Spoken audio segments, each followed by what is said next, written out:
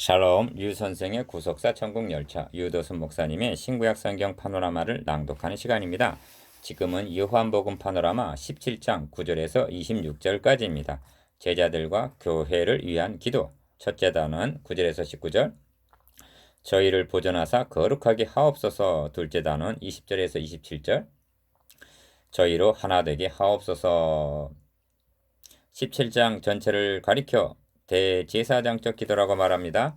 앞문단 1절에서 8절까지 해서 우선적으로 아버지를 영화롭게 하옵소서 하고 1절 구하시고 본문단에서는 두고 가시는 제자들과 교회를 위해서 기도하십니다.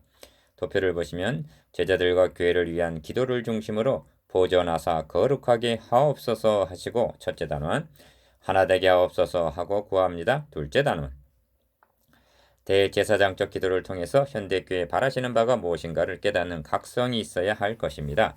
첫째 단원 9절에서 19절 저희를 보존하사 거룩하게 하옵소서. 1. 내가 저희를 위하여 비옵나니 내가 비옵는 것은 세상을 위함이 아니요 내게 주신 자들을 위함이니이다. 저희는 아버지의 것이로소이다. 9절 둘째 단원 9절에서 26절 저희를 위하여 비옵나니 하신 대로 제자들을 위한 기도입니다. 이 기도를 통해서 주님께서 교회에 바라시는 바가 무엇인가를 깨달을 수가 있어야만 합니다. 기억, 내 것은 다 아버지의 것이요 아버지의 것은 내 것이온데 내가 저희로 말미암아 영광을 받았나이다 하십니다. 10절 가, 내 것은 다 아버지의 것이요 아버지의 것은 내 것이온데 한 말씀은 나와 아버지는 하나이다 하신 10장 30절 성부자 간에 많이 하실 수 있는 말씀인데 당자의 아버지는 큰아들에게 너는 항상 나와 함께 있으니 내 것이 다 너의 것이로되 하고 말했습니다. 누가복음 15장 31절 감히 말씀을 드립니다만 그렇다면 자녀된 우리는 나의 것은 다 아버지 것이요 아버지 것은 다 내 것이니다 하는 고백이 있어야 할 것입니다. 그렇다면 내가 저희로 말미암아 영광을 받았나이다 하는 뜻은 분명해집니다. 부모는 자식으로 인해, 선생은 제자로 인해 영광을 받게 되는 것입니다. 그런데 지금 주님이 말씀하는 저희가 누군가 그 중에 한 명은 선생을 팔기 위해 나가고 남은 11제자 그들은 출신이 특출한 자들이 아닌 갈릴리 어부들 그나마 겨우 11명을 통해서 영광을 받으셨다고 말씀하시는 하나님의 아들 그리스도. 주님은 이사야 선지자가 전망한 메시아 예언을 생각하였으리라 여겨집니다. 너의 눈을 들어 사방을 보라 그들이 다 모여 너에게로 오느니라 나 여호와가 이르노라 너가 반드시 그 모든 무리로 장식을 삼아 몸에 차며 뛰기를 신부처럼 할 것이라 그때 너의 심중에 이르기를 누가 나를 위하여 이 무리를 낳았는고 나는 자녀를 잃고 외로워졌으며 사로잡혔으며 유리하였거늘 이 무리를 누가 양육하였는고 나는 홀로 되었거늘 이 무리는 어디서 생겼는고 하리라 예언하고 있습니다. 이사야 49장 18절 21절 교회는 그리스도의 몸입니다. 머리 되시는 그리스도께서 몸된 저희로 말미암아 내가 영광을 받았나이다 하시는 말씀을 깊이 묵상하고 명심해야만 하겠습니다. 왜냐하면 하나님의 이름이 너희로 인하여 이방인 중에서 모독을 받는도다 하고 로마서 2장 24절 영광이 아닌 모독을 받으시게 할 수도 있기 때문입니다.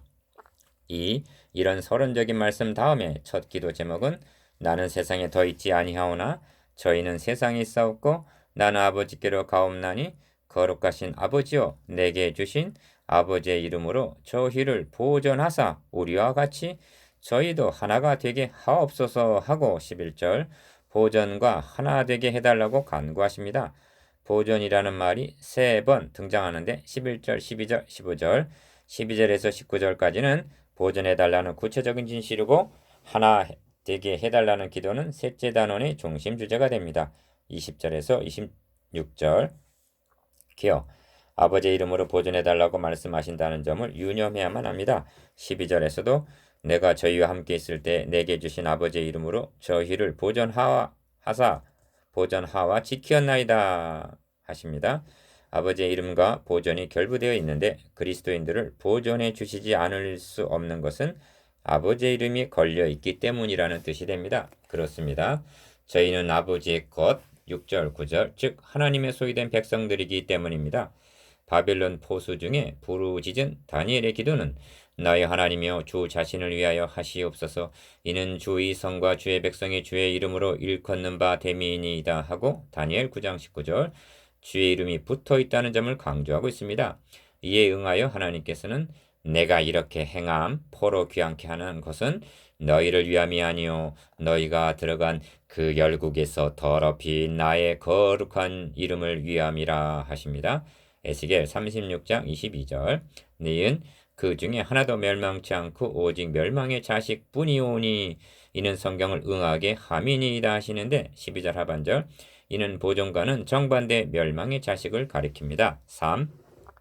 지금 내가 아버지께로 가오니 내가 세상에서 이 말을 하옵는 것은 즉 대제사장적 기도를 하신 의도가 저희로 내 기쁨을 저희 안에 충만히 가지게 하려 함이니이다 하고 13절 충만한 기쁨을 말씀하십니다.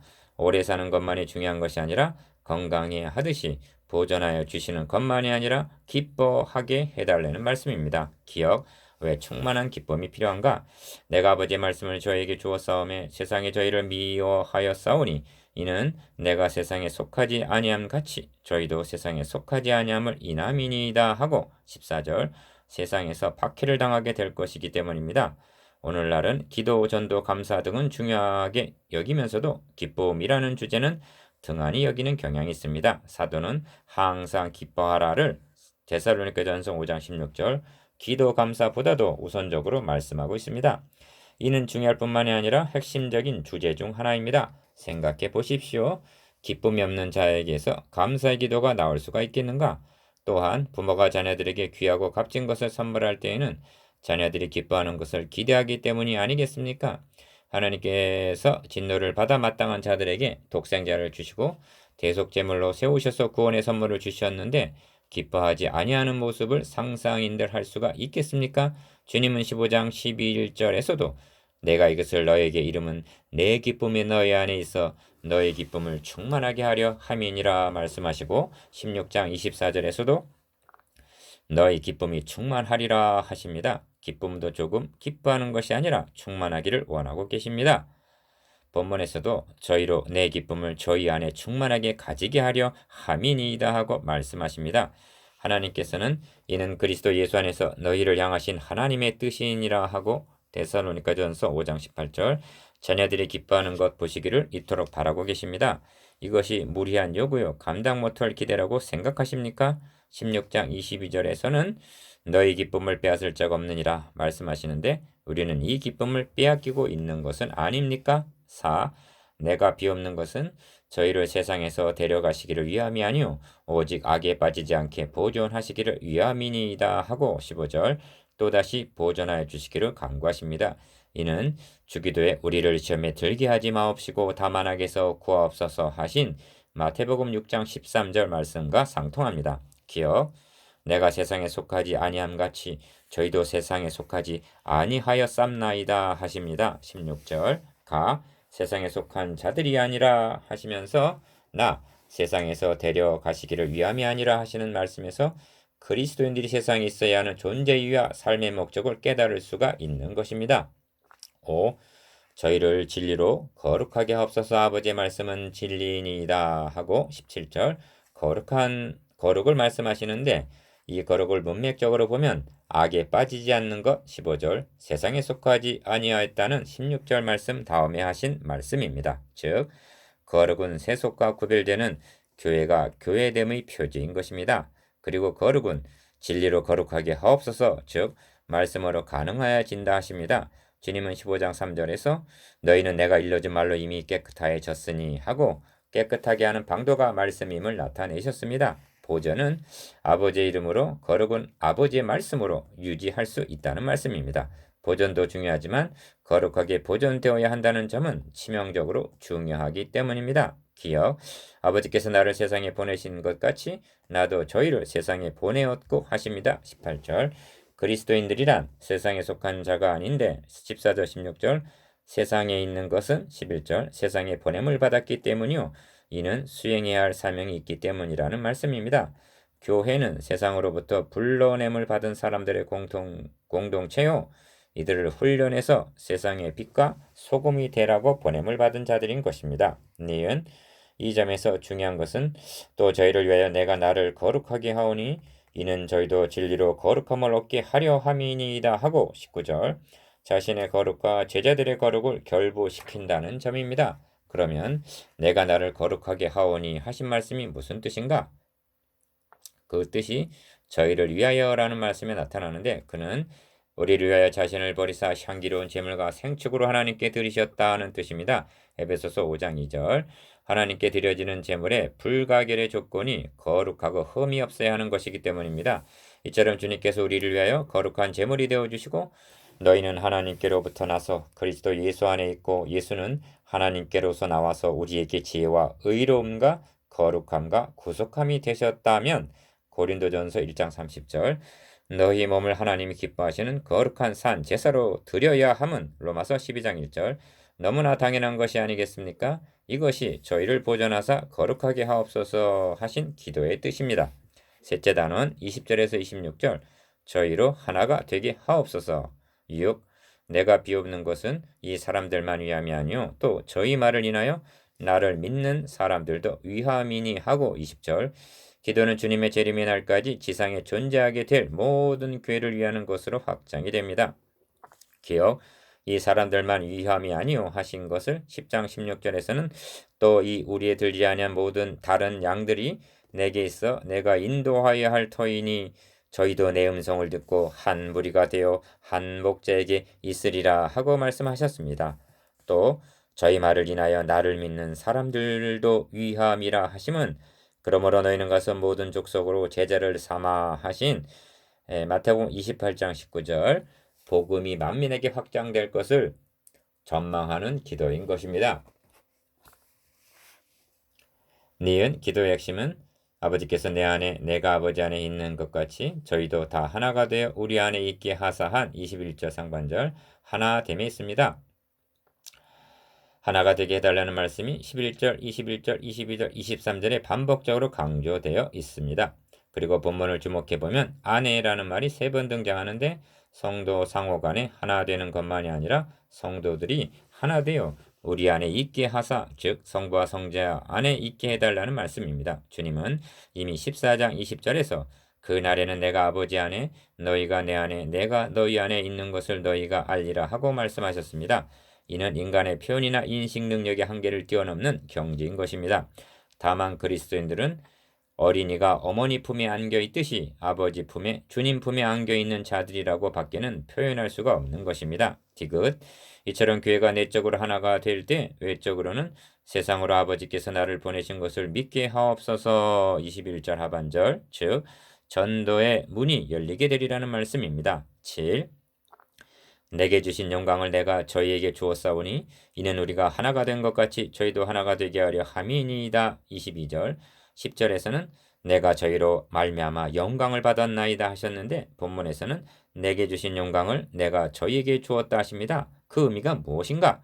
이 뜻을 알기 위해서는 주님께서 어떤 경우에 영광을 말씀하셨는가를 상기해야만 합니다. 기억 주님은 십자가를 앞에 놓으시고 인자의 영광을 얻을 때가 왔도다 하셨습니다. 12장 23절 주님께서 교회에 주신 영광은 고난 후의 영광인 것입니다. 고난 없는 영광은 없습니다.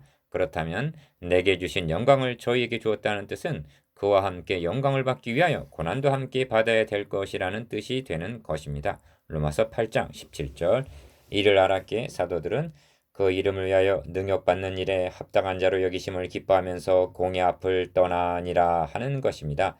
사도행전 5장 41절 주님께서는 주었사오니 하시는데 주님께서 우리에게 주신 최고의 선물이 무엇인가? 자신을 주신 것입니다. 그리하여 교회는 그의 몸이니 하고 에베소서 1장 23절 머리와 몸의 관계로 연합되게 해주신 것입니다. 니은 이 점이 곧 내가 저희 안에 아버지께서 내 안에 계셔 저희로 온전함을 이루어 하나가 되게 하려 함은 하신 23절 상반절 말씀에 나타납니다. 교회론이 중심 주제인 에베소서에서 평안에 매는 줄로 성령이 하나 되게 하신 것을 힘써 지키라. 몸이 하나여 성령이 하나이니 이와 같이 너희가 부르심이 한 소망 안에서 부르심을 입었느니라. 주도 하나요 믿음도 하나요 세례도 하나요 하나님도 하나이시니 곧 만유의 아버지시라. 만유 위에 계시고 만유를 통일하시고 만유 가운데 계시도다 한 에베소서 4장 3절에서 6절 말씀은 본문에 대한 좋은 해설이라 할 수가 있습니다. 21절에서 22절까지에는 우리라는 말이 두 번 나타나는데 이는 성부와 성자 일체 되심을 나타내는 칭호입니다. 그런데 내가 저희 안에 아버지께서 내 안에 즉 하나님은 주님 안에 주님은 우리 안에 계신다면 어떤 상태인가? 이것이 저희로 온전함을 이루어 하나가 되게 하려 함의 상태인 것입니다. 23절 중반절 온전함을 이루어 하시는데 이 온전은 주님의 재림으로 완성될 것을 전망하는 말씀입니다. 그러므로 이어지는 말씀을 보십시오. 8. 아버지와 내게 주신 자도 나 있는 곳에 나와 함께 있어 아버지께서 창세전부터 나를 사랑하심으로 내게 주신 나의 영광을 저희로 보게 하시기를 원하옵나이다 하십니다. 24절 24절에서 26절까지는 기도의 결구를 할 수가 있는데 절정은 창세전부터 함께 누리셨다는 영광을 저희로 보게 해달라는 데 있습니다. 이는 종말에 성취될 말씀입니다. 이것이 온전함을 이룬 상태 곧 구원의 완성인 것입니다. 주님의 기도는 창세전부터 시작하여 종말까지 마치고 있습니다. 그날은 우리의 낮은 몸을 자기의 영광의 몸의 형체와 같이 변케 하실 영화의 날입니다. 빌립보서 3장 21절 그날은 하나님의 구속의 역사가 완성이 되는 날입니다. 나의 영광을 보게 해달라 하심은 대속 제물이 되시기 위해서 하나님과 동등됨을 취할 것으로 여기지 아니하시고 오히려 자기를 비워 종의 형체를 가져 사람들과 같이 되었고 자기를 낮추시고 죽기까지 복종하셨던 빌립보서 2장 6절에서 8절 그 비우셨던 영광의 자리로 돌아가신 그 영광인 것입니다.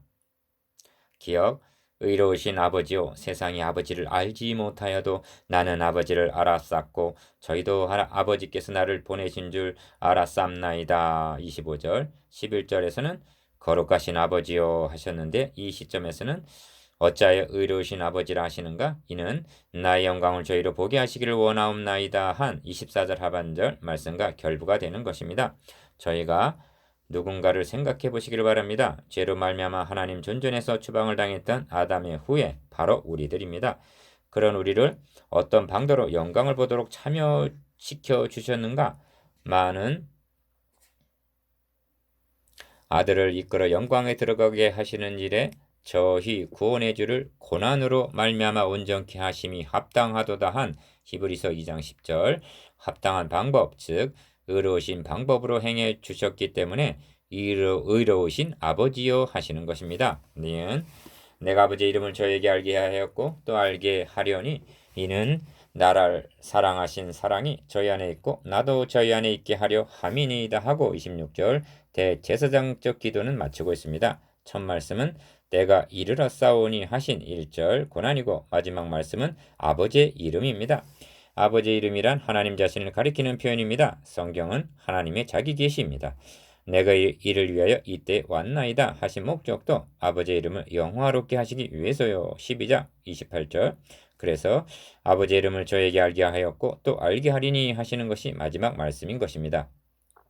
또 알게 하리니 하시는데 그러면 주님은 이제 이후 어떤 방도로 알게 하시는가? 진리의 성령이 오시면 그가 너희를 모든 진리 가운데로 인도하시리니 한 16장 13절 진리의 성령을 통해서입니다. 그러므로 설교란 하나님을 알게 하는 것입니다. 하나님의 거룩하심, 의로우심, 하나님의 사랑과 긍휼, 오래 참으심, 용납하심, 인자와 성실 등을 전해줘 알게 하는 것입니다. 여러분, 진리의 성령은 여러분에게 임하셨고 진리의 말씀 성경은 여러분의 손에 주어졌습니다. 전도자의 사명은 아버지의 이름을 알게 하였고 또 알게 하여야 할 사명임을 명심하십시다. 주님의 대제사장적 기도를 마치기 전에 여러분에게 부탁할 말이 있습니다. 주님께서 십자가 달려 죽으시기 전날 밤에 하신 기도는 사도들만을 위한 것이 아니었습니다. 내가 비옵는 것은 이 사람들만을 위함이 아니요 또 저희 말을 인하여 나를 믿는 사람들도 위함이니 하십니다. 20절 그러므로 이 중보 기도는 바로 현대교회를 위한 기도요 나 자신을 위한 기도라는 각성이 필요합니다. 기도 중에 저희라는 말이 34회나 나옵니다. 부탁할 것은 저희라는 말이 나올 때마다 저희 대신 자신의 이름을 넣어서 소리내어 읽어보십시오. 아무개는 아버지의 것이었는데 내게 주셨으며 아무개는 아버지의 말씀을 지켰나이다 하고 말입니다. 6절. 그리고 묵상에 잠겨 보십시오. 주님께서 드리는 대제사장적인 기도를 해석하고 설명한다는 것은 외람된 일이요 불가능에 속합니다. 다시 부탁드립니다. 본문 자체를 봉독하십시오. 특별히 시련이 닥쳐와 여러분의 마음을 짓누를 때, 그 고통으로 인하여 힘들고 어려울 때 소리내어 봉독할 것을 권면합니다. 그렇게 하노라면 찢기고 상한 여러분의 마음에 진한 감동이 임하게 될 것이요 창세전부터 하나님과 함께 영광 가운데 계시던 그분의 못 자국 난 손이 여러분의 마음을 어루만져 주실 것입니다. 그리하여 여러분은 젖된 아이가 그 어미 품에 있음 같은 시편 131편 2절 평안을 누리게 될 것입니다. 그리스도인이라면 누구를 막론하고 우리들에게 요한복음 17장을 주심을 인하여 하나님께 감사해야만 합니다. 이 중보 기도는 2000년 전에 뿐만 아니라 시간을 초월하여 지금도 드려지고 있기 때문입니다. 누가 정죄하리요? 죽으실 뿐 아니라 다시 살아나신 이는 그리스도 예수시니 그는 하나님 우편에 계신 자의 우리를 위하여 간구하시는 자신이니라. 로마서 8장 34절. 아멘. 묵상해 봅시다. 1. 저희를 보존하사 거룩하게 하옵소서에 대하여. 2. 저희를 하나 되게 하옵소서에 대해서. 3. 내게 주신 영광을 저에게 주셨다는 점에 대해서. 4. 34번이나 등장하는 저희가 나 자신에게 적용됨에 대해서.